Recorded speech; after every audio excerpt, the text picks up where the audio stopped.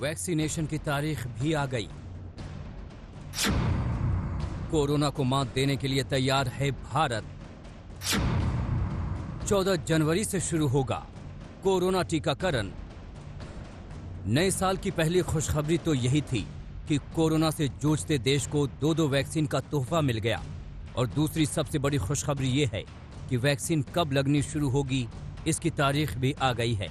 अगर सब कुछ सरकार के प्लान के मुताबिक ही चला तो 13 या 14 जनवरी से देश में कोरोना टीकाकरण अभियान शुरू हो जाएगा।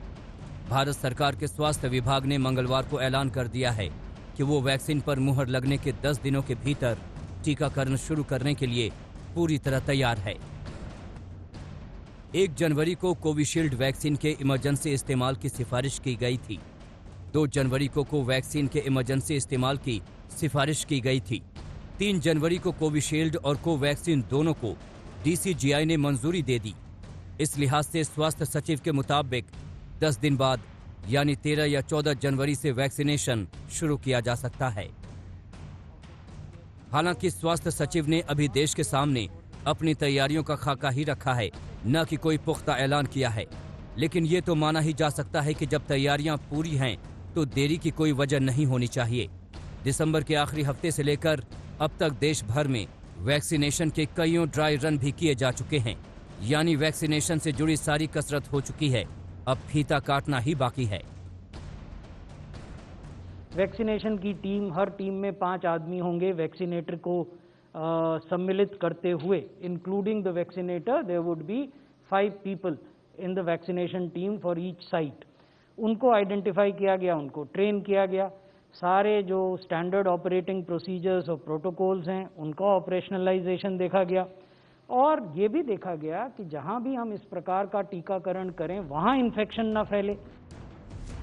देश के पास 2 वैक्सीन हैं। दोनों के इस्तेमाल से लाखों करोड़ों जिंदगियों को सुरक्षित किया जा सकेगा। लेकिन इस खुशखबरी में भी खटास तब पड़ गई जब वैक्सीन बनाने वाली दोनों कंपनियों की प्रतिस्पर्धा एक बड़े लक्ष्य के आड़े आने लगी। Well, it was a surprise because we thought that all companies have to conclude their efficacy studies. But if the government has decided in an emergency to license something which is safe, that's entirely their decision. I don't know what word to use, but that's something you have to ask them.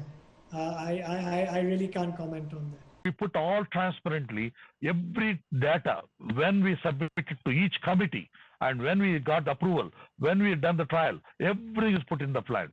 People question, oh, we are not transparent. I don't know what is transparency to me. When I put everything in the black and white like this, people still question transparent because Indian scientists are cheap people. लेकिन अच्छी बात यह है कि कारोबारी विवाद के ज्यादा तूल पकड़ने से पहले ही दोनों कंपनियों ने मतभेद दूर करके कोरोना के खिलाफ जंग में साझा प्रयासों के महत्व को समझ लिया। दिल्ली से मिलन शर्मा के साथ आज तक ब्यूरो।